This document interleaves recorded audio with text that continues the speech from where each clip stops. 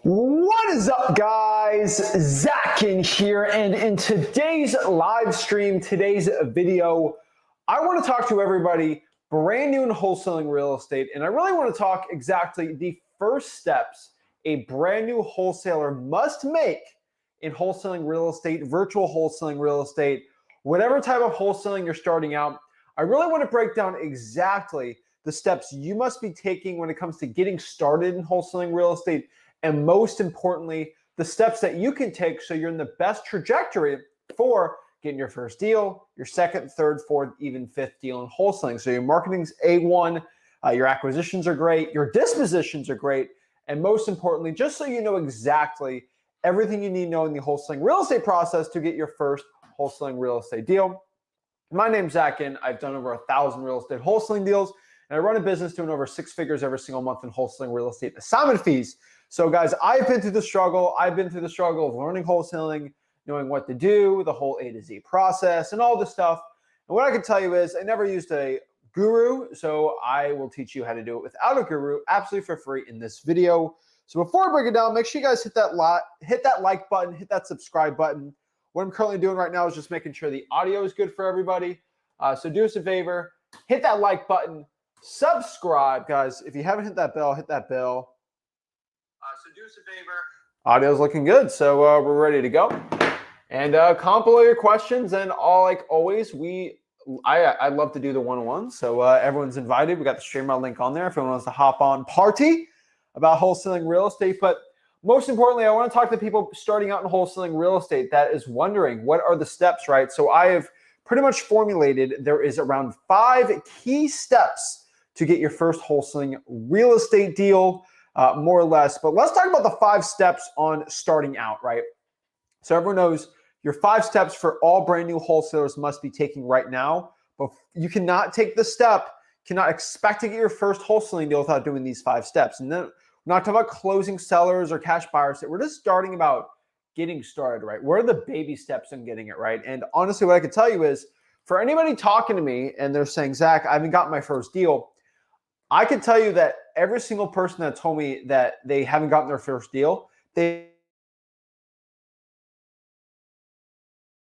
that's why I want to really break down today. And if anyone wants to hop on and ask me why they haven't got their first deal, I will explain, and this is my favorite part of the lives I do on here, that you probably didn't do what I said in the beginning video. So if you have an excuse why you haven't gotten your first deal, you probably didn't do the first 5 steps. So let's break down what these 5 steps are and how you can do them, and let's get it going. So let's break it down with step 0. This is a kind of a funny one. So there's technically 6, but I'm calling this step 0 because, you're not really taking any wholesaling action. And I've kind of divvied up wholesaling into 2 main things. Me and Rick have always said it, but it is income producing activities and non-income producing activities.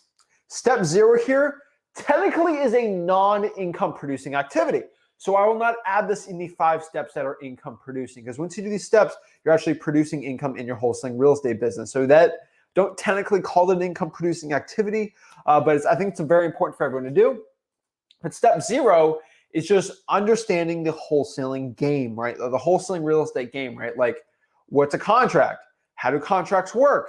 Is wholesaling real estate legal? How do I legally wholesale? How do I wholesale the right way? How do I have ethics in wholesaling? This is why I tell everyone, go to freewholesaling.com. That's my free real estate wholesaling course. Over 50,000 active members. When I say active, these are people that have logged in, actually looked at the course in the past week. And guys, 50,000 members is absolutely insane of just active people hopping on there. So yeah, 50,000 active members, guys. Don't be a dodo. Go to freewholesaling.com. I'm telling you, it is absolutely amazing. But guys, it's a free course. That's why I do it, guys. I'm not a guru. I don't do coaching calls, discovery calls, any of that stupid guru stuff. Like, I don't do that, okay? If you want to learn from me, I'll teach you for free, but you got to go through the course, guys, because I'm not here to do one-on-one stuff like that. I actually run a legit business. I run an insane amount of businesses I don't even talk about on this because I keep it for wholesaling real estate, because I truly believe most of my income is with wholesaling real estate, but my passive income, a lot of other things. But what I can tell you is wholesaling real estate is the key to financial freedom. And so that's what I really focus on this channel. And I love real estate investing. So go to freewholesaling.com. It's all in there. But learn the game, how to talk to sellers, the scripts, how to do the marketing. What are the type of marketing channels? What are the type of lists? How do you pull these lists? What if you have $0? What if you have $100? What if you have $500? Like, what's the entire key process of this, like, right? How does this all work? This is why I break down everything you need to know in the free wholesaling course at freewholesaling.com. This is step 0. I'm telling you guys, a lot of you guys are like, oh, but I don't want to go through all the videos in the course, guys.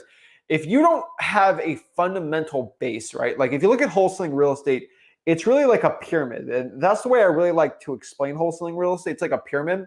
If your base is screwed up, you're not going to be good, right? So like you look at building a tower, if you have a bad base, but you start going up vertically, once you go up a certain level, the whole tower is going to fall. And once the whole tower falls, you can't build upon that, right?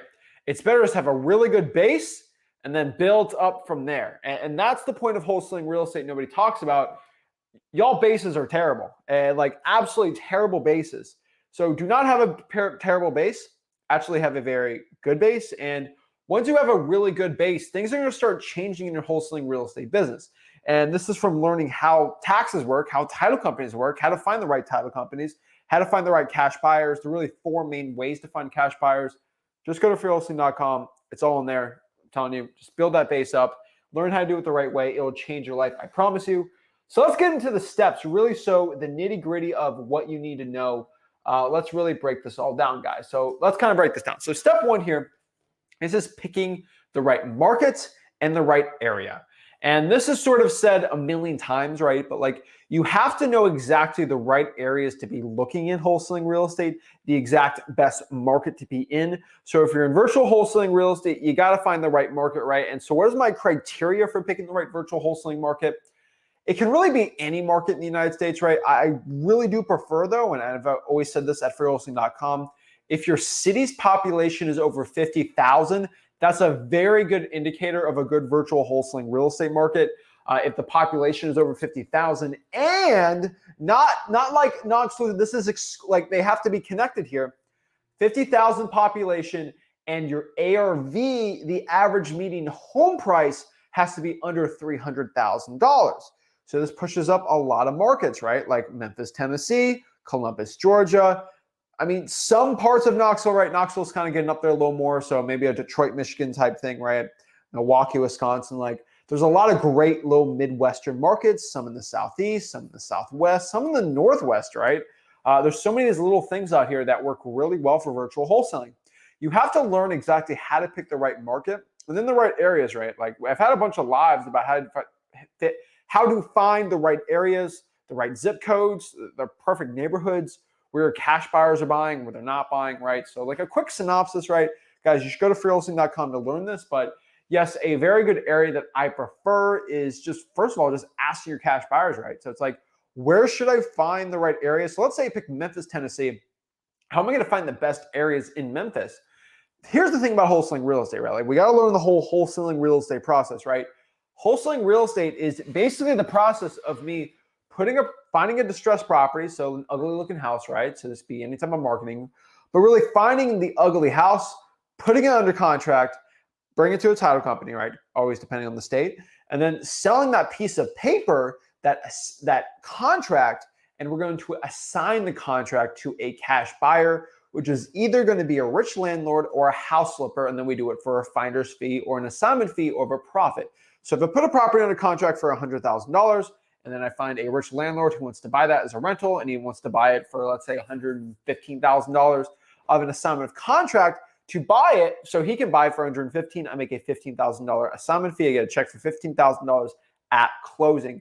Works very, very well. That's why I like it. Now we know this process. Here's the thing.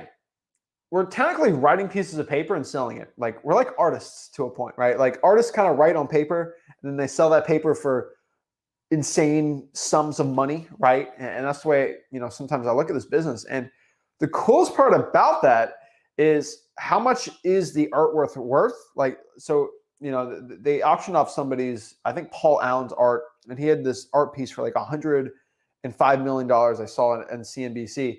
And I was like, $105 million for a painting.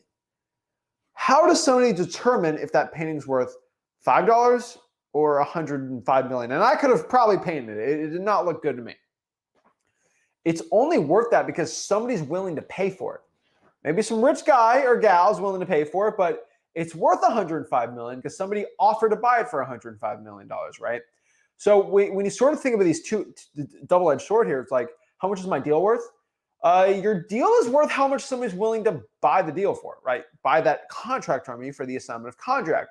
So that being said, where do I find the best areas? Well, if we're selling our contracts to these people, why don't you just ask them? So if I find this rich art guy that's looking to buy all this crazy arts for hundreds of millions, hey, what kind of art are you looking for? Oh, you're looking for Monet's, painted from 1882 to 1831 in the Bordeaux region of France. Okay, well, I'm going to look for those, put those under contract, then sell to you, right? So if you're asking your cash buyer, hey, where are you looking to buy more properties? Hey, I'm looking for this 62211 area code. It's the hottest area code in the city, and that's where I want to buy them. Okay, roger that. I'm going to go to my marketing, boop, boop, boop, boop, boop, boop, find the list, and use that area. And once I get under contract, I bring it to that cash buyer. Oh my gosh, that's the area I love. Of course I'm going to buy this deal from you, right? It's in my criteria. The 32,000 square feet, bang, bang, bang, bang, bang, right? And it's so cool and interesting because it's like, you didn't really do too much work. Like there's no like overcomplicating this. And this is kind of if you're new to the channel here, you're going to learn this after watching all the broke wholesaling gurus. But I talk about wholesaling real estate in a very simplified manner, right? Like I really break it down to the nitty gritty and I make it really simple because I'm honestly telling you guys, in wholesaling real estate, it's a super simple process, right? We find people that want to sell the property, then we sell it for a big profit. That's how wholesaling real estate works. That's how the wholesaling real estate game works, right? Like you want to go and find these people that want to get rid of the property and then you put it under contract and you sell it for a big profit. So that being said, if we're trying to find the right area, you got to go where the buyers are, right? And there's Facebook groups, there's things like that. Like there's a lot of ways to go around this, right? There's a lot of ways to really break this down. But like I can tell you guys, if you want to find the right area, freewholesaling.com is there. And it's an absolutely amazing thing to do. So what's number two, right? So if you find the right list, now we got to go out here and pick the lists and pull the list. And then from there, we have to find the right marketing channels for this list, right? And I think this is a very, very important process and one that's extremely underrated, one that is not talked about too much, but definitely one I highly recommend for everybody, right? So like if we find the right area, so we pick Memphis, Tennessee, and sorry for my Memphis people out here, but just calling you for an example because I like using examples. So I find the area, it's the 63322 area code. Okay, and that's where my 3 cash buyers want to buy it. Next here, what we're going to do is got to pick the right lists in the marketing channels. I'm not polling. We just got to pick the right list to poll. And if you go to freewholesaling.com, there's a pro and a con to this for going to freewholesaling.com and talking to me and get my information, right? Pro of freewholesaling.com. You will never run out of marketing lists. There's almost an unlimited source of leads in Memphis, Tennessee for you to get really distressed property deals. Con, since it's unlimited, there are so many of them, which you're going to get overwhelmed, okay? So for example, I don't want to overwhelm any newbies watching this, but like if you come to me and say, Zach, I have no money, I'm broke, and I can't afford the software to pull leads. I am screwed, I'm going to quit, I'm going to go do this pyramid scheme instead, and this is where I'm going to get rich, right? Or I just can't, Zach, I can't wholesale like you. I have no money and there's no, I can't do it, right? I have all these excuses. Wrong, okay? Code violations, pull that list. Pull the probates, okay? Pull the arrest records. Pull the tax liens. Pull the IRS debt lien list, the credit card debt lien list, the water shutoff list, the fire damage property list, right? The pre-foreclosure list. It's free. Like the list goes on and on and on and on and on and on and on and on. You can go to the bail bondsman if you want to. You get the networking. You can do a reverse auction if you really want, guys. There's so many garage sales, right? Like there's all these little niches for free leads, Zillow for sale by owner, stuff like that I teach. That's like you can find them anywhere, right? And so like you come to me and you say, Zach, oh my gosh, my market is so saturated. I can never make this work. Like I see it all the time. My market's too saturated. Have you pulled the arrest record list? No. Pull it. Your competition's not. It's such a funny conversation because I love it when someone tells me their market's saturated because I always break that stuff down and they're like, well, I never pulled that list. That's too hard to pull. That's what your competition said. That's why nobody's pulling the list. Duh, right? So like you guys, to get results that others don't, you have to do what others won't. And so if your competition is not willing to go to the courthouse or the code enforcement department and pull the code violation list, and you're willing to do it, because you're doing what others won't, you will get results that others don't. So if your competition is only able to get 1 deal a month, you'll probably get 3 deals a month from that list, right? Guys, it's all a mindset shift. Once you can change your mind, you can change your income. It's kind of a passageway, right? You can't get the money unless you fix the brain, okay? The brain's the most powerful thing we humans have, okay? And it's the number one most important thing you have to get right when it comes to making money. Now, yes, luck's important, timing, but the mindset's going to be everything. And money is never the option, right? That it's never the problem for you, right? It's the lack of the knowledge and it's the lack of the action you're taking. So if you're willing to do that, willing to pick the right list, right, then you can, if you have some money, if you want to use some software, you can pull like a high equity list and you can really do a lot of marketing channels with it, right? You entire landlord list, right? Pre-foreclosure a little easier on this list, right? There's a million out there. Just go for wholesaling.com, we break it all down, right? But I want everybody watching this to understand that picking the list, don't complicate it, right? All these lists work, okay? These lists just show you a higher percentage of somebody wanting to get rid of their property for cash. So if you get every property in the entire Shelby County, property appraiser, right? So every single home, and I call, let's say I pick 100 of those houses out, most likely, maybe one, if I'm super lucky, wants to sell it for cash and it's an ugly house. Most likely it's not, right? So maybe 1% accurate, like 1% that list is going to hit, which is not good because that one might not even be a deal. It just might be a lead, right? Now, if I pull a probate list, maybe I get, let's say 6.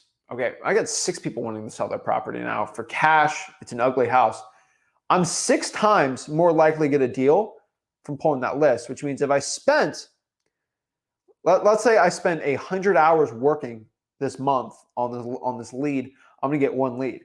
But if I spend 100 hours instead, I might get 6 leads or 6 deals or 6 appointments. I'm gonna 6x my results. So if I'm able to just do 1 deal a month, I'm able to do 6 deals a month in a snap, and I get to work less. So I want everybody to understand that, like, picking your lists and your marketing channels is going to be very important. So many of you guys out here, you want to take the easy route. And I can tell you the easy route is never the best route. So yes, I tell everyone to cold call the Zillow for sale by owners for 2 reasons, because if people just do it, they'll get deals really quick. They'll build up their confidence talking to sellers, and it is a gateway into wholesaling marketing. It is not the cure-all. If you're watching this video right now and all you want to do is Zillow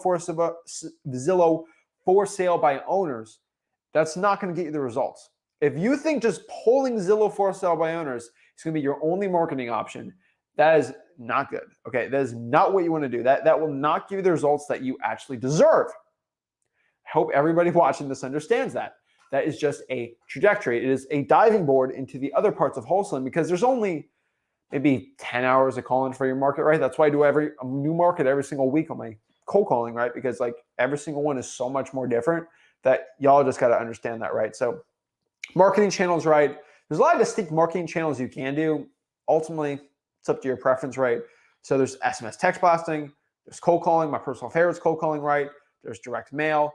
There's drawing for dollars, which is technically a list, right? Costs some money. You add reverse drawing for dollars and you put some sticky notes on there, right? Those are really the quote unquote main ones, right? There's other ones out here. There's door knocking, there's networking, right? There's on-market wholesaling deals, right? Just cold calling those. But like, I think so many people choose the marketing channels because they're scared, and they're scared to cold call. And for everybody that's scared to cold call right now, I want you to understand that, yes, maybe you get lucky and you just text blast. And I love text blasting, okay? To this day, still text blasting, right? But I want everybody to understand watching this that even if you text blast, you're gonna still need to pick up that phone and talk to a seller, right? You're gonna have to go out here, pick up your phone, actually still close the lead, okay? Like I want people to understand that like you still have to call a seller and close them even if it's a text blasting lead. So many people, they try to avoid it, right? They try to get into SMS or reverse drawing for dollars, which is not, those are very good options, right? But they do it because they're scared of cold call. And if you're doing it for a fear of cold calling, you're not gonna do well in this business. You have to conquer your fears head on. And I don't care what type of movie or guru, shmuru, that's not really doing any wholesaling deals has to tell you, that is not what you should do. You should face your fears head on, because that's going to be the only way you overcome them.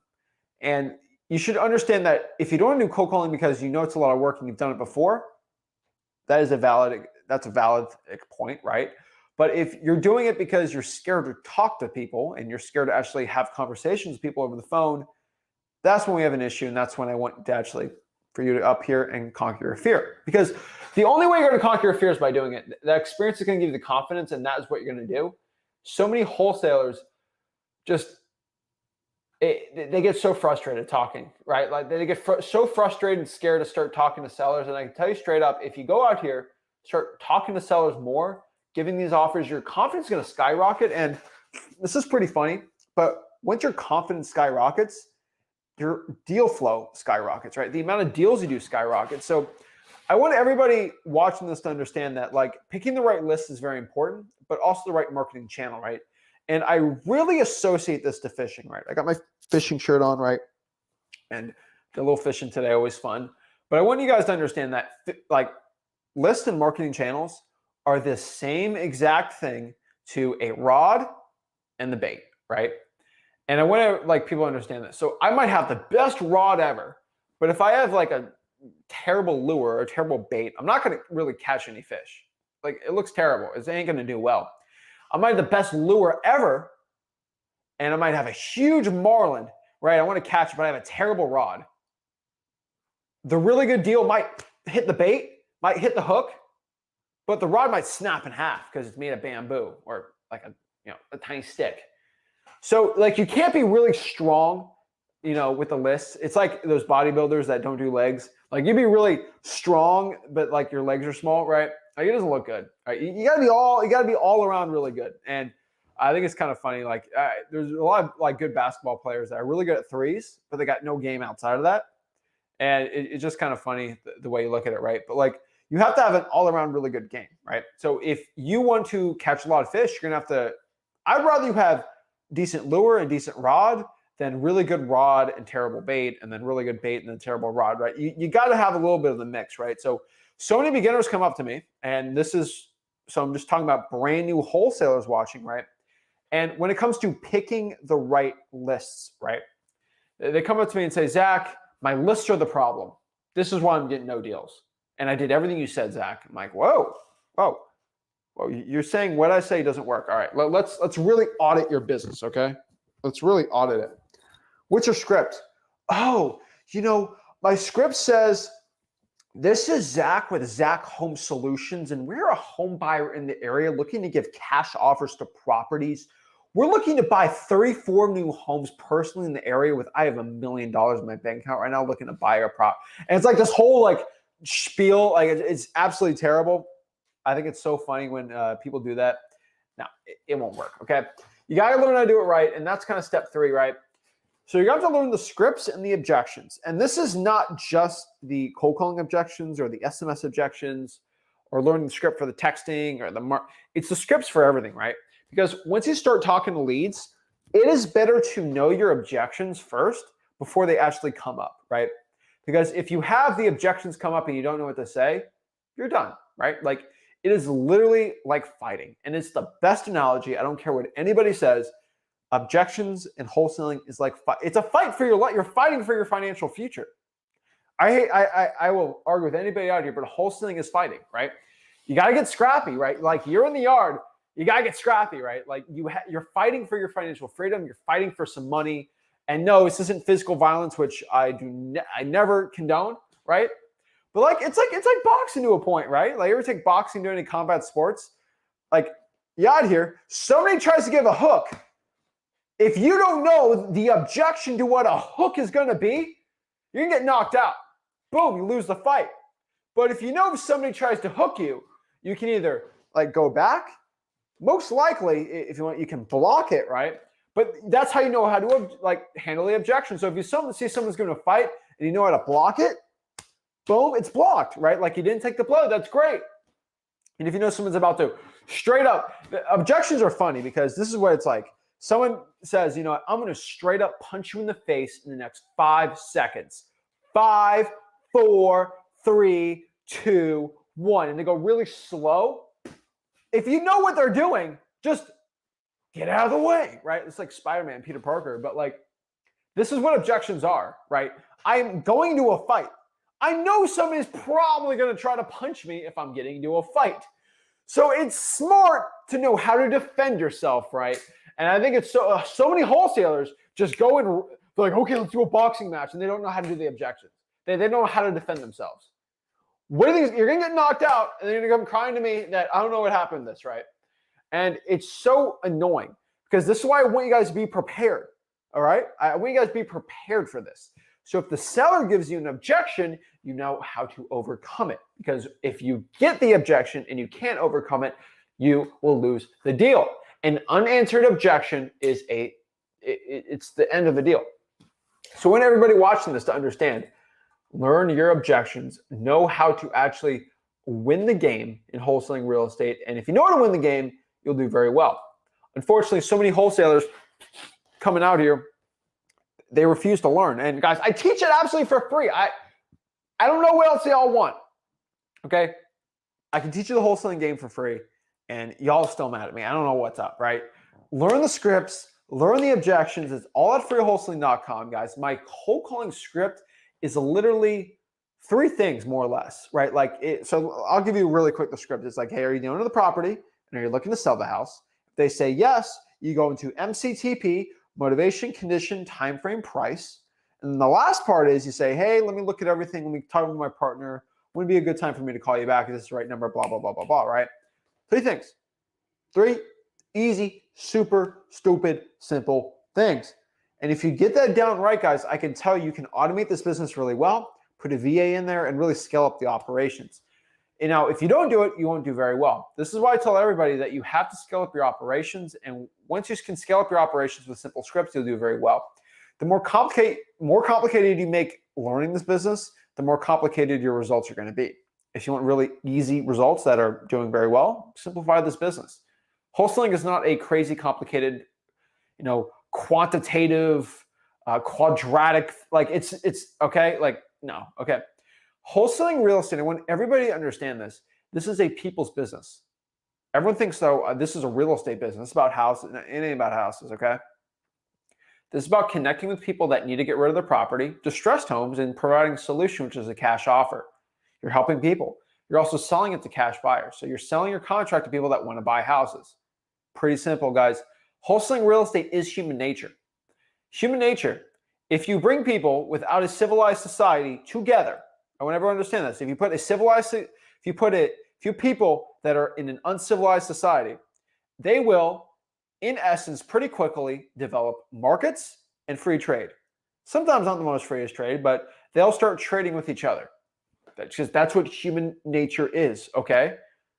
That's it. I'm really good at, making apples, and I'm really good at hunting buffalo, and like you trade, right? Wholesaling real estate is, hey, I have a contract. Hey, I'm looking to buy houses. Boom, boom, boom. Like, it's the buying and selling of things. If you look at business, which is pretty much where everybody does, like if you work a regular job, business is buying and selling things. Like if you really want, you buy software, you can sell software, you buy tangible goods, like all this stuff, right? You provide a service, you do sell, even making a video, you're selling time to somebody, right? You're selling information, and how much are you paying for this? It's free, but hey, you actually paid with your time watching this video, right? Like, this is how business works, the buying and selling of stuff, okay? And in wholesaling real estate, once you complicate that, you ain't gonna do well, all right? Now, what we do is it's not like being a garage sale flipper, right? Like, you make a lot more money doing this because you're working in real estate, right? These are really big things to do. But I just want everybody to understand this, watching this, do not complicate it, okay? Guys, I'm getting asked all the time, how do I get the script? It is at freewholesaling.com, my free real estate wholesaling course. It's in the bottom right. Just put it in there for everybody. freewholesaling.com. I promise you guys, that is where you're going to learn wholesaling real estate. It's absolutely for free.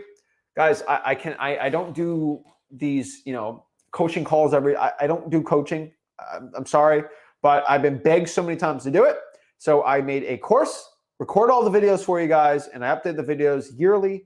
I do new challenges, things like that in there. But really, I do not, I'm telling everybody, like watching this, I do not go out here And I don't do these crazy courses. I just teach you what works for my business for free because I learned this business for free and I want you to learn this business for free, okay? I want everybody to understand this, that wholesaling real estate is about human nature. And if you can connect with people that want to sell their property, show real empathy and compassion. Okay, so everybody watching this video right now, y'all have somebody you love, right? Your mom, your dad, your family, your dog, a character on a TV show, right? Y'all have empathy for someone, right? If you can show that basic human trait of caring for other people, you'll do well, okay? There's only one test you have to know if you have empathy in your heart and you can be good at wholesaling, okay? This is it. Have you ever seen those ASPC like dog commercials where it's like saying the sad music and it's like the sad dog and wants you to donate? If you like get so sad during that commercial and you try to flip to another one like, oh my gosh, this is terrible with the puppies, you have a heart and you can connect with people in situations and then provide a cash solution, help them out, okay? If y'all know what I'm talking about, let me know in the comments. But I'm telling you guys, if you ever got those stinking commercials that break your heart, you have compassion, okay? And if you have that compassion, you can connect with other people that want to get rid of their property and help them out in any situation. It's a win-win, guys. You make a ton of money by helping people out. I don't know a better business than that, right?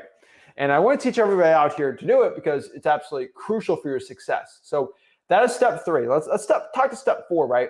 And in step 4, this is when things get tricky. This is where most beginners in wholesaling stop talking about what I'm saying, right? This is where most wholesalers watching, they don't do it. And it breaks my heart. But I think so many beginners in wholesaling real estate need to do this. But this is creating a game plan. And I tell everybody, right, you have to create a plan and then execute on that plan, right? So I talk about this all the time, right? If you want to be successful, you have to create a plan. And I recently watched, so I'll tell everybody, yesterday, went to see Black Panther 2. Amazing movie. I'll tell you, it was my favorite Marvel movie since Spider-Man, probably. And Spider-Man, because, you know, I watched all the old ones, so I was loving it. But in that movie, I'm not spoiling anything, but I'm telling you, great movie and a lot of planning. That's what I liked about that, right? And they planned that movie out really well, and that's why I really loved it, right? So let's go back to Infinity War. No, let's go back to Endgame, right? So I like this movie. They defeated the bad guy, or might have defeated the bad guy, right? By planning, right? Every superhero that defeats the bad guy in a big series or whatever, they always have a plan, right? And then you look at personal heroes, right? You look at people that made crazy change in society when no one else could do it, or it was never, ever going to happen, right? So one person I always look up to is MLK Jr., right? And he created crazy change that without him, there would be change, but not on the pace that he did it, right? It was pretty much unseen when he came on the scene trying to change things. And he had so many great planning on marches, and like I'm not as educated as most people on the subject. That's like a historian or somebody, but like he was able to create so much amazing change in such a rapid amount of time through planning. And without planning, he would not be successful, or he would not have the change that he wanted, right? I look at the great generals of all time, right? So I was watching like a 3-hour documentary. This is how crazy I am on Dunkirk. Okay, the whole Dunkirk thing, and there was a lot of planning to save those people, right? I think it's so funny, but like I look at a lot of World War II stuff, a lot of World War I, and how these crazy victories were happening in modern warfare, and a lot of it comes down to planning, right? You can't and I always look at fighting, right? A lot of fighting comes in planning, right? I watched that UFC too when it came back from the movies, and that was a crazy fight. That last fight was insane. But like, you got to go into a fight, you got to plan, right? So like, I call wholesaling real estate a fight because you're fighting in here, right? And the coolest part about that is, how do you win a fight? You got to plan, guys. One of the best boxers of all time, Muhammad Ali. Okay, someone I always look up to. He always had a plan for what he did. Okay, and what he said, he always had a motive for it, right? So like, before he went to fight, he had a plan and he executed on it, right? Look at Floyd Mayweather, Mike Tyson. They always had plans before they got in the fight.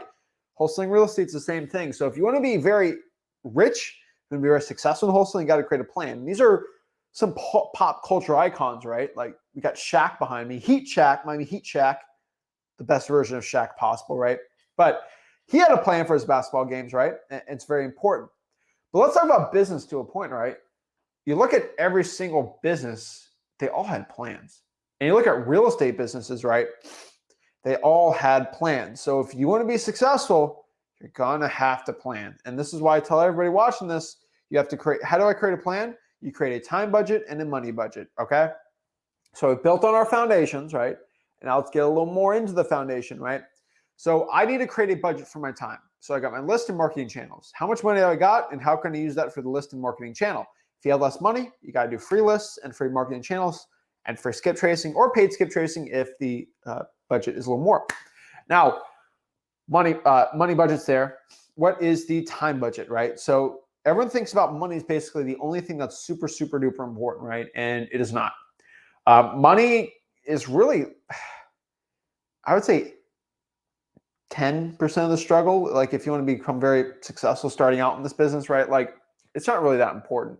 And you can always, 90% of your chance of success is going to come from your time and your effort, right? And so many beginner wholesalers neglect the importance of time. And if you actually start implementing time into your factors, what you're going to do every single day, you're going to do very well. So create a schedule. Hey, I'm going to cold call the code violations and the probates 3 hours a day, 4 days a week, or 5 days a week. And I'm going to skip trace an hour before and pull this an hour before, and that's when we schedule. Great. Not bad. They want everybody to understand that you have to allocate the money and the time in accordance, then take the plan off and go after it, right? So, hey, I'm going to plan, I'm going to do this day, this day, this day, marketing this day, reverse drive for dollars, 100 in a week on a Saturday, whatever like that. Create the game plan. And then most importantly, marketing, which is getting to work. So execute the plan. Create the plan, execute the plan, okay? How did D-Day become so successful? Made a plan, execute the plan, right? The plan was amazing. The execution was equally amazing. Make a plan, execute on the plan, right?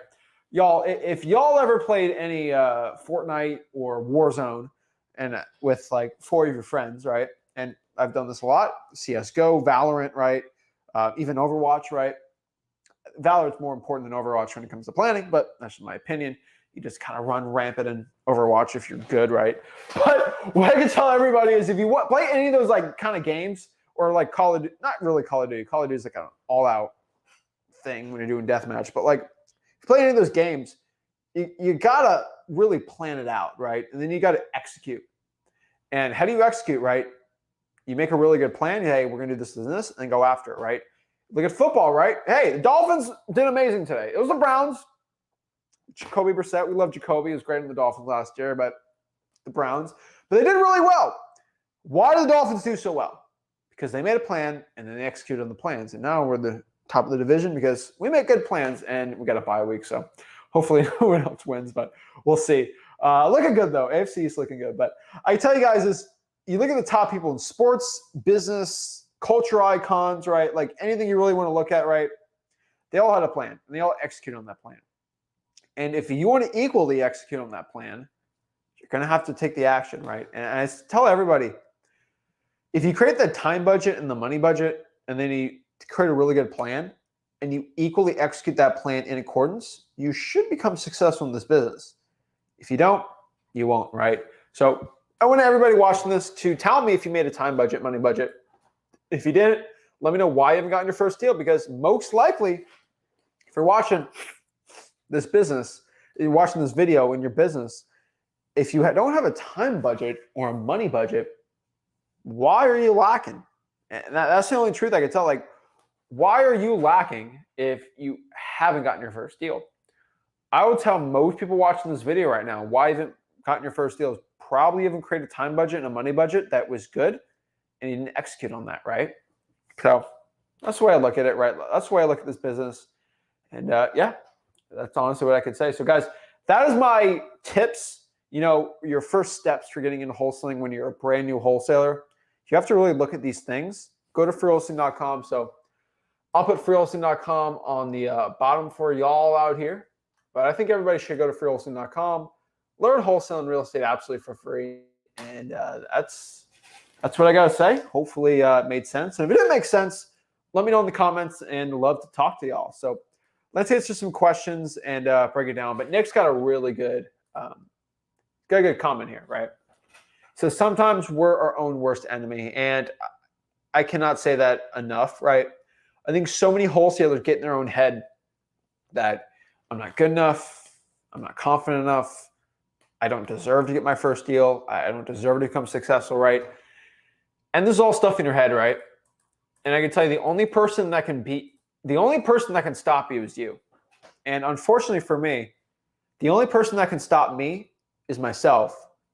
And I can't even stop myself, okay? Like I'm so driven in my wholesaling business, and I'm so driven in my life that I can't stop myself, right? Like I need to be successful. Success is my duty, right? I have so many people counting on me to be successful that I have to. It's literally a mindset. It's literally a mindset shift for me that like there's no other plan B for me, right? Like it's either I make the most out of my life or I don't. Like there's no like, hey, I made it okay, like live the best out of my life, right? And until you start making that decision and mindset for yourself, I'm not saying it's all or nothing to become successful, right? But like you really got to look at what you want to do in your life and you really got to look at it. So two really important things, right? So like one thing I'll tell you is I love Earl Nightingale. Earl Nightingale, if you looked at look up the strangest secret. I tell everyone all the time to look at it. Look up the strangest secret, Earl Nightingale, right? And I kind of talked about this. I made a little video on it, and it's being edited and everything right now. But like I can tell you is Earl Nightingale said this in the 50s or the 40s, I believe. And he looked at the greatest entrepreneurs in the 30s, 40s, and 50s, right? The most successful leaders, CEOs of companies, all this stuff. How did these guys and gals become so successful? The number one reason is, this is stupid simple, but this is what really works, okay? Think of the person you want to be and now act as that person. And that doesn't sound complicated. It doesn't sound like I just said much, but just think about that for a second. Hey, if I want to be like this person I really look up to in wholesaling, right? How does that person think? How does that person act? How does that person present themselves? How does that person think of themselves? And most importantly, what kind of hustle does that person do starting out? And hey, you put in their mindset, you will eventually, if you start thinking like them, you will become them. But you got to understand that it's a double-edged sword because let's say, for example, you want to act like me, which probably shouldn't. I'm absolutely insane in the head. But I can tell you is if you want to act like me, yeah, you might be like, well, you know, Zach will do this, this, and this. But you're like, well, but I still think I'm not good enough. No, if you want to act like me, first of all, you got to flex on gurus. Number two, you have to also think well of yourself, right? I've never gone into a wholesaling transaction or deal, even starting out, that, hey, I can't do this. I always thought about that. I always knew I could do it, right? I knew anything was possible in my life. I knew anything in my mind said I can do, right? And this is from looking at history, right, of great men and women in history. And I've seen it firsthand. I've read it. I've looked at it. I've looked at the facts that there's people in history that has thought of the most impossible things and did them. And if you know that's a fact, then you know you can do the same thing. And this might be a delusional mindset of growing up in the United States, right? But I got the American flag behind me, right?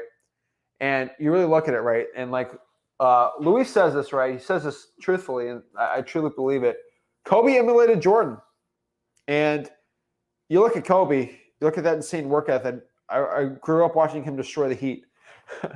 And really, you know, whooping Dwayne Wade's butt a lot.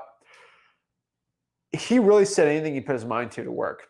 And he wasn't the guy, I mean, he had insane athletic gifts, but he put the work with it, right? You know, a lot of people come up and look at LeBron and be like, oh, he's a gifted athlete, that's why he's so good. No, he put the work in, right?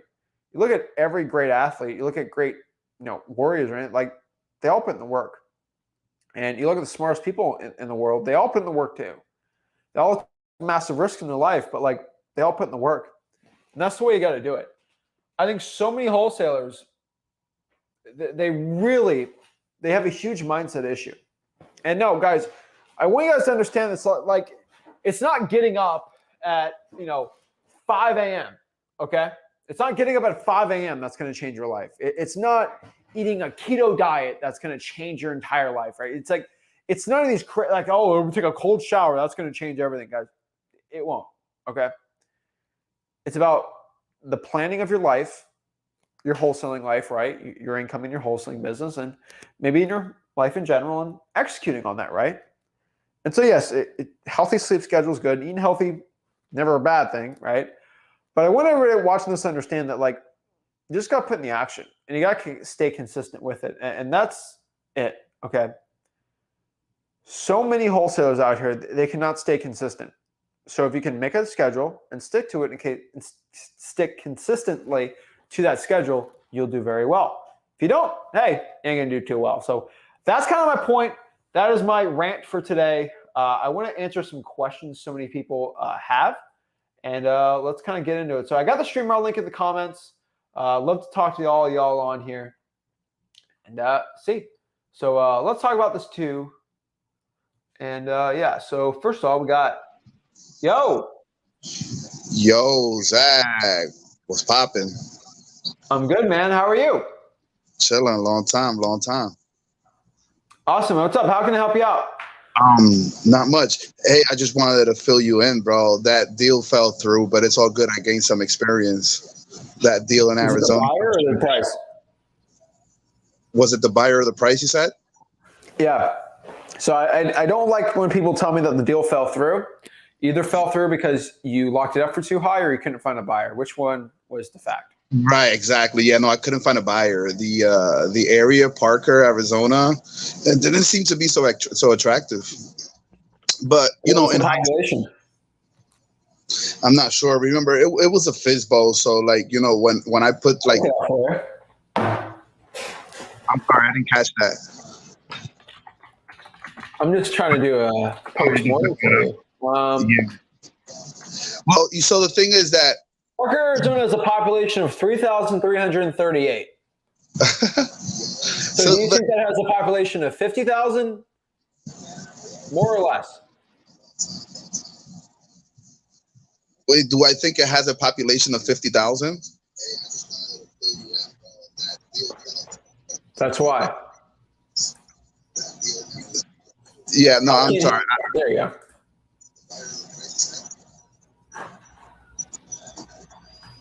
So the thing was that when I searched up, I think I just searched up like Arizona and what was it, like for sale by owners that were more than 100 days. Then that one came up. You know what I mean? So okay. Yeah, no, I wouldn't have chosen an area that had like a low population. It's just, well, you did. But right. So I guess it's a learning experience for me. But I don't know. I mean, I gained something from it because when I spoke, I did the contract through an agent, and I got to see how the paperwork works and all that, and they countered a few times. So price was pretty good and all that, but I just really couldn't find cash buyers for it. Because your population was 3,338. Makes all the sense. No, for sure. Yeah, that's pretty much it. I mean, I wouldn't get too beat up over it. That's just it's wholesaling 101. Yeah, for sure. No, I totally understand that. I was able to make some connections though with some cash buyers out there. So I've been driving around virtually for dollars, and I guess maybe I'll shop it around to them. They gave me a few areas to look at, and so far I have close to 70 leads. So, all right. That's all, man. Don't want to hold you up too much. I'm sure other people have some questions and all. Just figured I'd check in real quick. Let me know if any questions you got. So are you virtually drawing for dollars in Arizona? I am, yeah. I am. All right. What area in Arizona? Northern Flagstaff, Chino Valley. What's the other one? Coconino, something like that. All right, man. Yeah. I like it. Yeah. Some of those look like pristine, and some of those are like really hard. So it's like if I see a house, ARV in that area. What was your question? What's the median ARV in the area? I haven't, I'll be honest. I've just, I've been taking action, and sometimes it's like imperfect action. You know what I mean? I don't really look at the ARV. I guess once one of the cash buyers told me to look in that area, I just went for it. So I'd have to check into that, You watched the beginning of the video? Sorry? Do you watch the beginning of my live today? I didn't. I missed it. Okay. What else? I think it's kind of funny because I always say something on there and say, well, someone's going to hop on and then say something contradicting to this. Hey, man. I'll be the sacrificial lamb tonight. I think you already know what I'm going to say. What are my 2 criteria for a virtual market? It has to be over 100,000, and the sheesh, what's the other one? ARV has to be below the median. I forget. So yeah, so you're doing it right. I like the city population over 50,000. It used to be 40. I'm like, let's do 50 because I've just seen more success with people. And then ARV under 300,000. So let's go here and look at Flagstaff, Arizona. Flagstaff. Population 76. Median home price. Let's do it together. Yeah, I'm looking as well. So we have a slight issue here. Holy shoot. I got 700. You got 700. 700,000, yeah. How did we get a different number? I'm curious. Well, I don't know. Wait, could it be that because I got it from realtor.com when I Googled it really quick. Here, let me see. What are you getting there? I got 700. Oh, there you go. Okay, you got 648. That's pretty high, yeah. So what do you think? Shoot, I mean, yeah, then that doesn't meet the criteria. So what do you think I'm going to tell you? That's the wrong market to begin with. Facts. Exactly. So there's other areas, man. Like I'd probably look at this. Hold on. It's crazy because I actually found the most properties that kind of like look a little bit distressed in that area, whereas when I was looking in the other areas, I wasn't finding much there. They were all looking pristine. Like they were looking pretty good. I mean, dude, I'm just letting you know it's going to be harder to get deals in there. That's just it's an indicator. Yeah, for sure. No, if I have to pivot, I have to pivot. You know what I mean? So I'll show you this. So let me give you another suggestion. All right. There's a city in Arizona with a population of 97,000. Okay. Okay. Which is higher than Flagstaff, I think. Right. So Flagstaff 76, I think. Look at it. Flagstaff 76,000. There's this hidden market in Arizona. ARV is under 300,000. And on top of that, hold on, it's not even, there we go. And the ARV is under 300,000. Would you want to know what it is? Shoot, of course I want to know. It's Yuma, Arizona. Okay. Oh, that's fire. I appreciate that. 97,000 people and ARVs are lower. So just what that indicator means is most likely people are going to be more willing to give a discount on their property because it's a lower ARV. Right. Yeah. That's pretty much it. Makes all the sense. Could I do like the list source hack in there and see if I find out what zip codes are the hottest there or whatever? You do whatever you want. I would probably ask your buyers instead. Okay. And it ain't 2015 anymore. We should probably ask our buyers.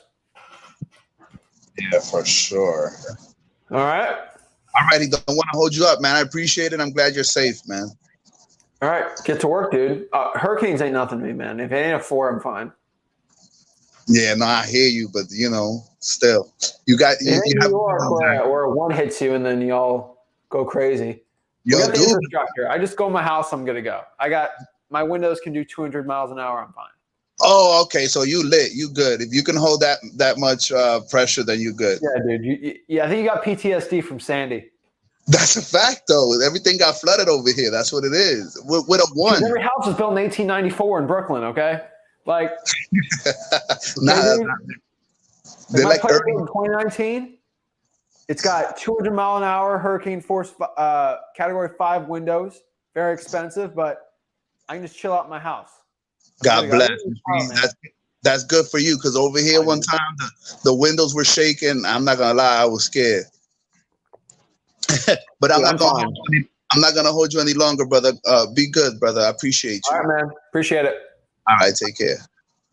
I mean, honestly, if I got a 4 hitting me, I'm probably just gonna chill out in Mexico or something.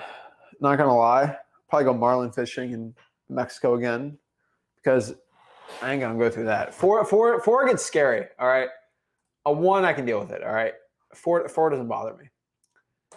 Sebastian. Hello. How's it going? I'm blessed, man. What's up? Yeah, just had a couple questions here. In regards to, I'm based out of Canada. We don't have access to the lists, but still making deals happen here. One of the things we wanted to go after were some of the for rents, but I know in some of your content, it seems like you go for the for rents that are sitting a little bit longer. What area? This is just outside of Toronto.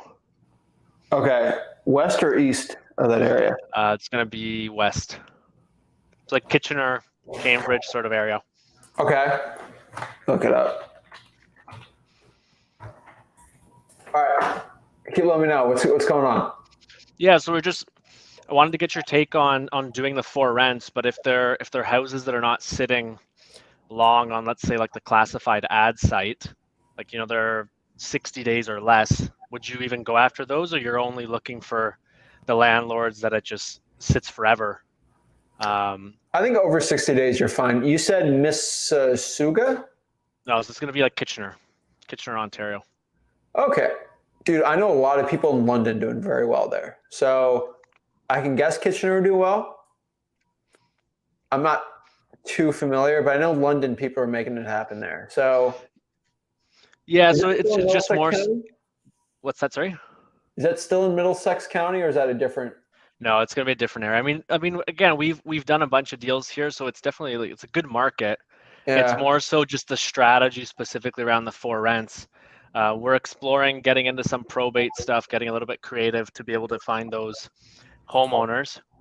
But yeah, it was mainly around the for rents. If they're 30, 60 days, is that even worth going after? Probably not. I think over 60, people have to have pain, right? Like they want to sell because of the pain. And I've never found a lot of, I mean, okay, if I do direct mail or cold calling, which I know is completely different than Canada, right? Besides those faster marketing strategies, if they're listed over 60 days to 100 days, they need the pain. Because you need the realtor, if it's listed on the market, to be like, oh, shoot, I'm about to lose my listing. I got to get this sold just to get my commission. Because realtors are greedy. Sorry to say it, but it's true. They want their commissions. They could care less about the client. They're just saying that to a lot of people. You mean for the for rents too? For the for rents, over 60 is okay. I like the FSBOs, but you try over 60. I don't think I can go wrong. I mean, worst case scenario, you don't get a deal, but best case scenario, you get a lead. So if you have the time for it, do it. Yeah, so we had a VA. He had, I think, about 1,000 conversations, but we haven't had any. We got one contract, but it was just an okay deal, and I'm not a big fan of just locking stuff that is kind of okay. So that's why I was considering just stopping the for rents. I probably wouldn't do the for rents. I'm just being honest. That's fair. And the one other thing here was in regards to when you guys do the reverse driving for dollars, just to make sure I got that right. So you guys are, because again, we used to do letters to houses that were kind of the uglier houses, but we don't have access to the phone numbers either. And it kind of seems like if we did the sticky notes, we could actually build up a list to call because we're not able to actually get the phone numbers, right? Well, you don't need a phone Here. number for letters either. I guess the thing is, like, we sent out, let's say, 1,000 letters and we got like 5 calls, and it gets pretty expensive. But if we're Yikes, doing the dude. stick, what's that? That's bad. That's terrible. Yeah. So that obviously you spend like $1,000 to get those out. It's not worth it. But Yeah. Sticky note it.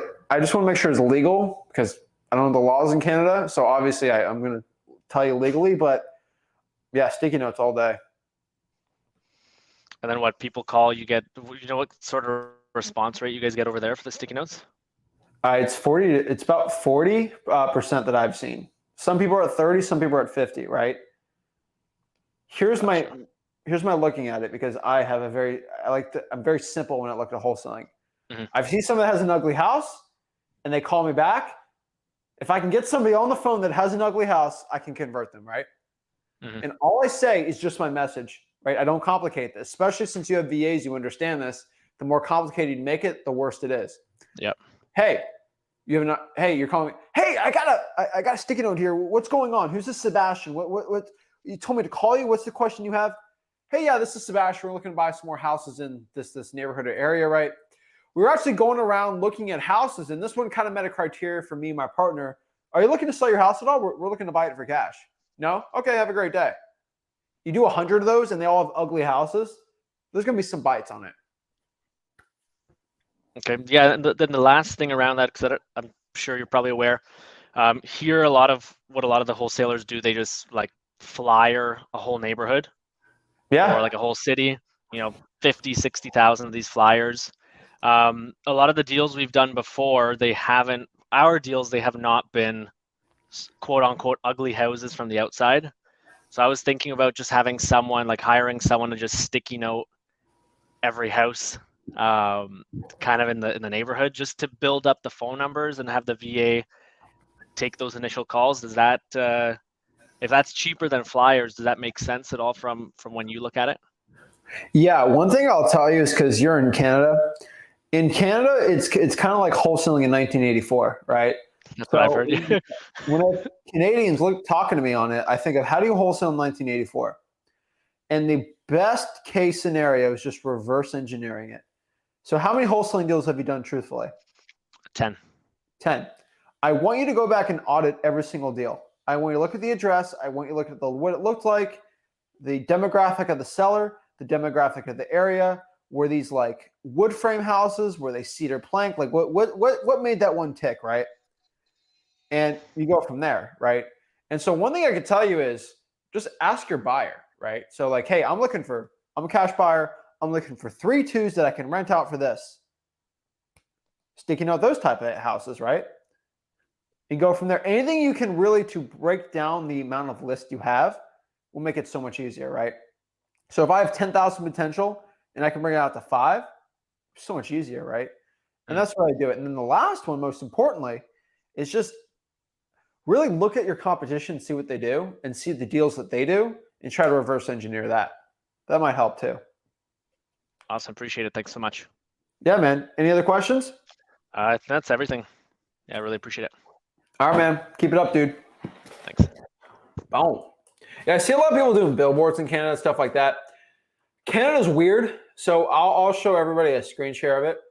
Wholesaling in Canada is really weird, okay? Most wholesaling in Canada is done in between Toronto and Detroit, okay? And Detroit's got, is that Windsor? I don't know what that's called, right? Windsor, right? A lot of wholesaling is done in Windsor too. It's like Detroit, but Canadian. Okay, it's like if Eminem was Canadian. That's where he'd be. All right. So most wholesaling. So we're looking at a map right here, right? You see the United States of stinking America, right? So in the United States of stinking America, we like to wholesale in there, right? So what parts of Canada are most likely like the United States, right? If you really look at a map here, anything south of the United States is kind of more Americanized than if you go to like Montreal, right? I mean, they're in Quebec State. Well, they're more French, right? But like this is kind of like New York and Michigan. It kind of can be annexed as an America, more or less, right? Of course, they're Canadian, but like they're most likely built kind of like the houses in this area, right? So they're most likely more Americanized than if I go to like Saskatchewan or Edmonton, right? Now that's kind of an oil town, but like you kind of look at it like this is more sort of like America, more or less, right? If I go into Windsor in a neighborhood, I'm probably not going to know them in Canada too much. Now, if I go to like Winnipeg, I'm probably am, right? So what areas in Canada are most like America? That's where you're going to find a lot of these deals, right? So I'll tell you guys straight up, that's kind of that's where I found most wholesalers doing well in Canada. So yeah. Zach, are you a cash buyer? If you're in my local market, then sure, hit me up. Let's see here. Someone did a deal. Oh, Sebastian said I did one in Timmins and Manitoba. Whoa. I mean, honestly, better be south. Manitoba's like, I guess that's where Winnipeg is, right? Yeah, that's crazy. But yeah, that's the way I look at it. Let's see. So Zay's got a really good question here. He says, Zach, can you show us how to reverse engineer one of our competitors' deals? That's pretty simple. If you give me the address, I can show you. But really the way it works is if I found, let's say I'm Canadian, I find my boy Sebastian here, right? And I see he wholesaled, he bragged about a check, which I know he's not doing. But let's say here he's bragging on a check, and his check said, I made $5,000 on 123 Tim Horton Avenue, right? And I'm looking at 123 Tim Horton Avenue, and I'm looking like, he made $5,000 on Tim Horton Avenue. I'm so angry, right? What I'm going to do is I'm going to go look up the address. Now in Canada, data's a little weird. So let's say it's the United States, Tim Horton Avenue in Michigan. I'm going to look up in the property appraiser. I'm going to see that Mr. Cash Buyer LLC bought it, right? And I'm going to look, oh, he's the cash buyer. What I'm going to do is I'm going to be like, okay, so I'm going to look at Mr. Cash Buyer LLC, and then I'm going to look up where he's been buying on public records. And it looks like Mr. Cash Buyer LLC is buying it from 3 zip codes out of 12 in my city. Those are probably the areas I want to go after. And I'm looking at all these areas. I'm like, okay, so he's going this area, this area. This is a good street. This is a good street. This is what my competition is doing. Boom, because that cash buyer is most likely buying from that wholesaler. Boom, boom, boom. That's how you reverse engineer it. Pretty simple, right? But if you use these concepts, you'll do very well. This is why I love it when people flex, because I like to make money off of people when they flex. And if you know how to make money from people who flex, you'll do very well. Boom, boom, boom, boom, boom. Thoughts on the Nashville market or Murfreesboro? Murfreesboro is going to be better than Nashville. And yeah, Murfreesboro is just got a lower ARV. So yeah, Nashville's still a good market, right? So let's kind of analyze these deals really quick. Let's look at Nashville median home price. I might be wrong though. Let's look at Zillow. Nashville median home price is going to be $458,000. Oops, where are we at? Murfreesboro is going to be $427. Yikes. So no, I was actually kind of wrong on that. All right, not too crazy. So Murfreesboro's got 157. I would probably pick Murfreesboro, but they're kind of in the same area. So not a bad market, not my top preference because there's so many better markets in Tennessee, but I don't think you can go wrong with that, right? So Jeff says, saw Black Panther 2 amazing. I'm telling you, it was a good movie. I liked it. I really liked it. I was kind of disappointed on Doctor Strange. Not disappointed. I thought it was still good, but like it wasn't as good as this one, right? See, Nick's got me wrong. It was a good movie. And it was garbage because they were expecting Doom. They were expecting, they were expecting Batman probably, right? Their expectations are so high on it, right? So sad. I'm not going to spoil anything. I can spoil it. I ain't going to spoil it because I ain't that type of guy. Tristan. Yo. Hello. What's up, man? How you doing? Good. Did you post accountability post in the group? I did. Is it? Congrats. Thank you, Yeah. man. I appreciate you taking accountability. Hell yeah, man. I got a little schedule going on where Saturday mornings, I wake up as soon as the sun comes up and I just do a bunch of driving so I get it over with. Awesome, man. I love it, dude. But I had a question for you. I'm sure you ran into it before, but I was talking to a seller, and unfortunately his parents passed away. He moved into the house and trying to fix it up, but just a lot of work, and he wants to get out of here before snow starts getting bad in Colorado. But the problem we're running into is when his dad passed away, he hired a probate attorney, and he pretty much said it was a waste of time, and the deed actually didn't get signed over to him. So he's trying to get it figured out through the courts. And I was going to ask my title company tomorrow, but I wanted to see kind of what your advice was with that, if it's a deal that could even happen with a problem with the title like that. So this is in Colorado, you said? Yeah. Colorado. So parent passed away, and how many heirs are there? I'm not heirs, but like kids. Just him. Just him, and it wasn't signed over, right? Yeah, from what he said, like his attorney was garbage and something happened and it wasn't actually in his name. He found out because he owed a lot of taxes on it and he had to pay it to not go into free foreclosure. So that's how he found out like it wasn't actually in his name. Okay. I mean, it was in the person that passed away's name, right? Yeah. That makes sense, right? I mean, probate's not automatic. He's going to have to go through probate. Most likely in Colorado, you can lock up the deal with him as the only heir. If he is the only heir, then get an attorney and then get it done through with a title company, hopefully. Okay. Yeah, because I want to ask you too. So I was trying to get these probate lists, and they're pretty much saying, it's $5 to pull each one.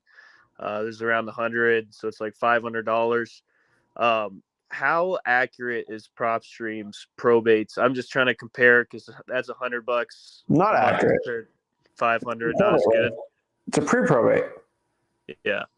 Yeah, it will not be close to the accuracy of a probate from the government.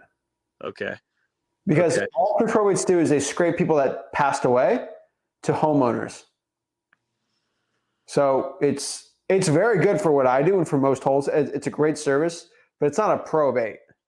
Yeah. It's really people that passed away that owned houses. That's really what the list is. I gotcha. PropStream look worse because like I get deals from that list all the time. It's actually, I love it because it adds on to the probates that I do. And I get deals out of that I would never have, but it's not a probate. Mm-hmm. I gotcha. So yeah, I guess just kind of get how we usually would, just file to liquidate the property and just move from there. Yeah, you go from there. There's no easy way to pull a probate list, and that's the point, right? Yeah. And so get after it, man. Yeah, I mean, I think I might ask just a different way or something because I don't know. That guy I spoke to, because I did it on the phone, and I was actually surprised I got to someone that wanted to help, but I think I'll just go in person. Maybe it could something else can happen. $500 for it. What's that? They want to charge you $500 for it. Yeah, pretty much. What's the county? It's Arapahoe County. How do I spell that? Oh, geez. ARPA.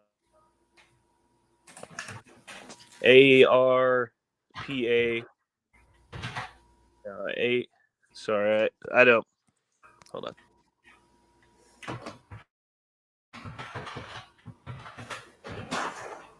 Arapahoe County.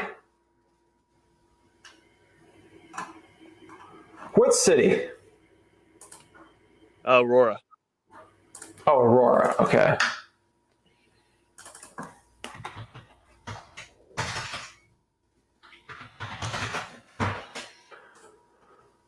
Aurora County in Colorado, Arapahoe. All right. Whatever. It's okay. Let's look this up. All right. Let's look at probate. This is gonna be a mess. Okay. Yeah. Let me share my screen real quick. Let me just see if I can help. I might get lucky on this. Appreciate it. So we're looking on this. Blah blah blah blah blah blah blah blah blah. Okay, let's go look at probate court. Oh my lord, you guys are making this impossible. Okay. Form, blah, blah, blah, blah, blah. Okay, that does not help me at all. So we're going to get out of this. So I'm just going by dockets. Let me just do a quick cheat code. Okay, I like cheating. Mm-hmm. Oh my gosh, now you're making this difficult. Okay. Yeah, it's a pain, man. They don't want you to get it. I'll tell you that. But it's more reason why I want it. So I need you to do me one favor here, and this kind of helped me out. So I just searched it up, and it popped up something which is very good. Here's the problem. I don't speak lawyer. So I popped up PR case, and I got a bunch of dockets popping up, which is very good. The issue here is I don't know what PR is. Petition to terminate hearing and show cause hearing. These might be probates. I'm not sure. You need to ask what these case numbers are. You see how these weird languages? Yeah. See, it's not helping me out at all in this. So I need to ask what PR is. This is most likely probates. But this is a guardianship one, so I have no idea. Let's look at hearing type. Yeah, I mean, these could all be probates, and I have no idea, right? Okay. So I got to find out what PR is. And that's probably going to help me out at all. So district doesn't help me much, division, and I can look at the dockets, right? So I go probate by county, probate departments, Aparoa. So, this is probation, my bad. Denver probate court, it's probably not going to be yours.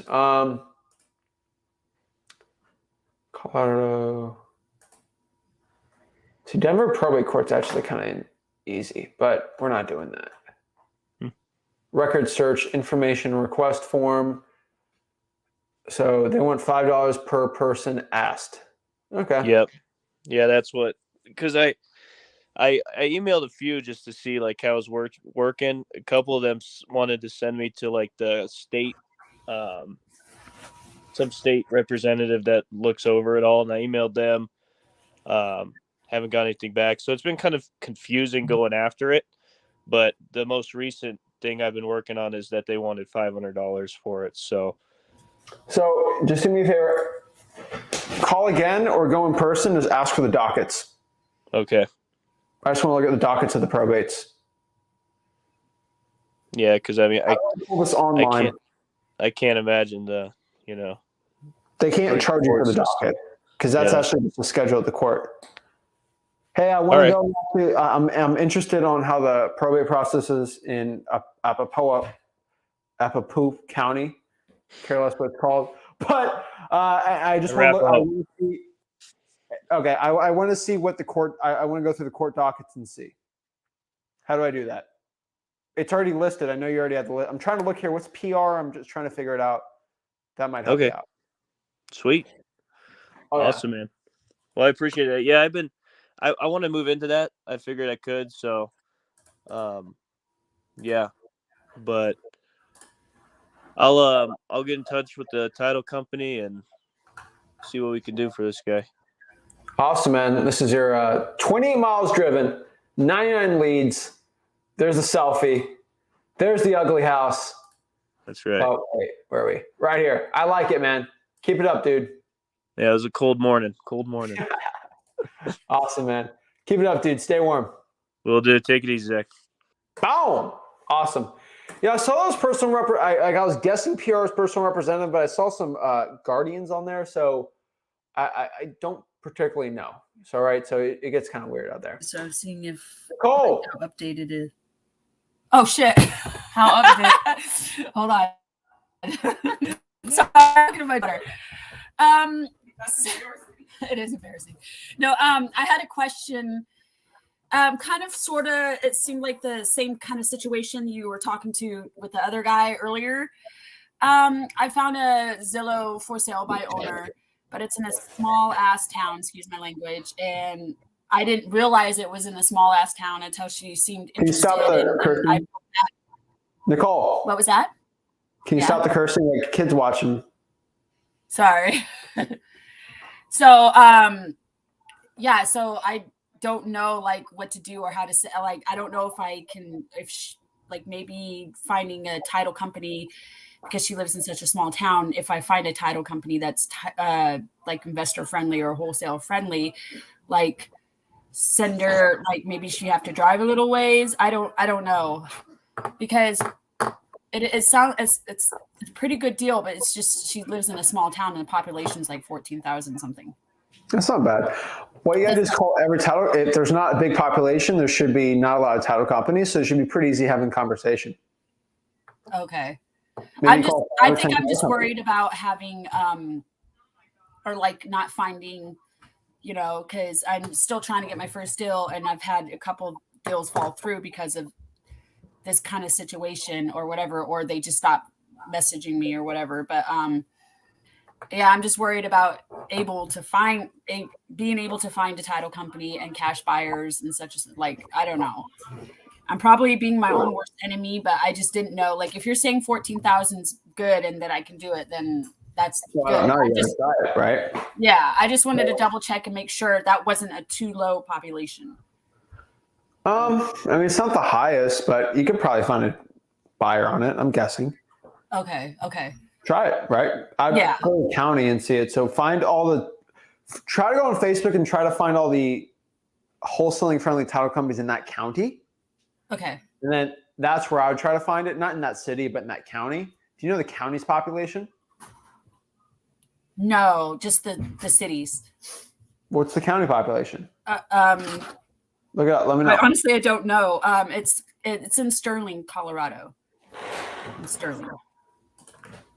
So I look up Sterling, Colorado County, and what? I haven't looked yet. All right, this is Logan County.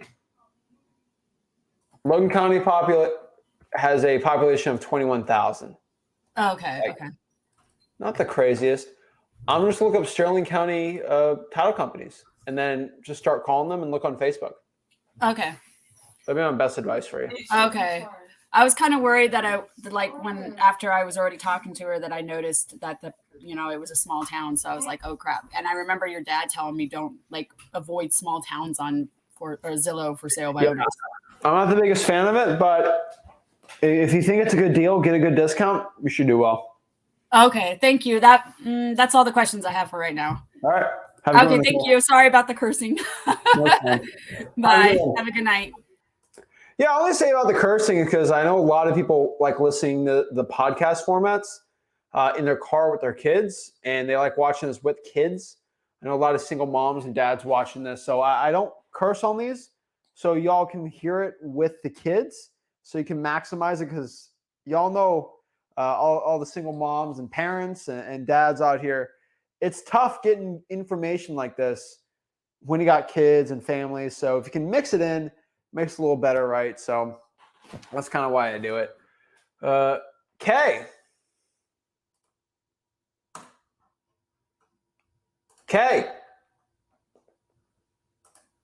Hello. Ring, ring, ring. All right. Luigi. Yo, you hear me? Loud and clear. What's up? What's up, man? So I'm just trying to get to my first deal, and I just wanted to know what do you think about Massachusetts as an area for wholesaling? What part of Massachusetts? I'm in Boston, but I know it's not a good city to do that, so I'm just looking at Worcester right now. That's good too. Springfield's decent. The lower the ARV, the always better, and the population's decent, right? That's where you're gonna find the best kind of mix. Okay. My second question to you, I got my hands on a code violation list, and I'm just confused because I know your script is different when it comes to that since it's a government list. That's like my first question, I guess. And then after that, I would also ask, like, when you're looking into True People Search, there's like different names that you get on. It's not necessarily the owner. So you just kind of call everybody on there. What do you do? So first question, Luigi, have you gone to freewholesaling.com? I've skimmed through it. But you haven't gone through it, right? Yeah. I can tell by the question that you haven't. So I'd probably go through there. That's my answer for you. Like, if you don't know how to handle the objection, you're probably not going to do well. So you're asking what the script is. Did you watch the beginning of this video? I was on the second part, like legit on the second point. When I talked about the scripts? I think so. I'm not sure. All right. Well, rewatch it again. I talked about the scripts. So the scripts are on freewholesaling.com. Now I'm going to give you the scripts, but if you don't watch the videos at freewholesaling.com, you will most likely fail. Understood? Okay. Okay. Cool. Script is, are you the owner of the property and are you interested in selling it? If they say no, on to the next one. If they say yes, we go into MCTP. MCTP stands for motivation, condition, time frame, price. Then from there, we get their information. We ask them if we can set something up, but let me look it over with my partner and I'll give you a call back. That's it. Okay, cool. Yeah. All right. Yeah. I got that part down. I guess I just didn't ask the question right. I meant like, because necessarily it's not always like their actual like property, but what if you get your hands on their family member's number? Do you right away tell them like, are you the relative of such and such of this property? Because not everybody knows their family member's street address. You're complicating it. It's a script. I know I am, but do you change the script? What? No. Do you change the script? No, you keep the script the same. You play dumb. Are you the owner? I'm not the owner. That's my aunt. Oh, do you have your aunt's phone number? I'm trying to reach out to her. Okay. That's all you can do. Cool. All right. Yeah, so I guess I am. If.com doesn't have their name, I'd probably not reach out to them. So I find out the name's Luigi Smith. I'm not going to Sarah Smith unless I know they're on the deed or they're married, right? Okay. I'm not going to the phone number and you want to try it, but yeah. All right. Well, I guess that's it. I'm just overthinking it. Yeah. Just take action, man. Yep. I appreciate you, man. All right, man. Do you know how to pull the code violations? I already do have it. I got it from the Worcester County. I just sent a couple emails. On the list, it said it was like about 1,200. For active? It was mixed. Like, it wasn't just active. Some were like assigned, some were active, some were closed, Should I just call the active ones? Do all the active ones. Okay. And then go by the most recent active ones. I would prefer the tall grass. It's getting a little harder in Boston right now to do that. Find where structural damages are and then go from there. All right. Cool. So go by the most recent ones, though. Yeah. You should honestly get probably 400. That's my guess for the past month or two. For active ones that's in your area. I got the list all the way from January. Go ahead. I got the list all the way from January. Yeah, that doesn't matter. Okay. Active for the past 2 months, and then make sure they're not commercial properties. Okay, cool. Yeah, that'll help you out. That should narrow it down to 300 or 400 probably. All right. Wait. So I should just So just like don't even look at the non-active ones, and then in the active ones, just look at the ones that aren't commercial. Yeah. So I should look the house up first before I skip trace it. Obviously. I probably would. Okay. All right. Appreciate it. All right. Keep it up, man. Thanks for taking action, dude. Yeah. All right, boom. Awesome. Luigi, love it, man. Love the people going actually out here and doing well, right? But yeah.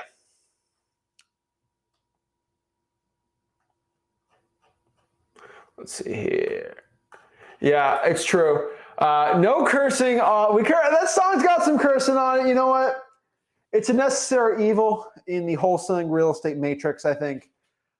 It's a good even out, right? So like you need to hear us talking. You know the live's coming. You know the song's going up.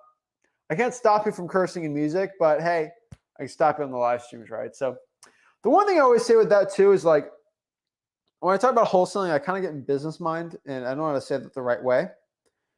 When I talk to a seller, I never curse. Like, because some people get really offended from it, right?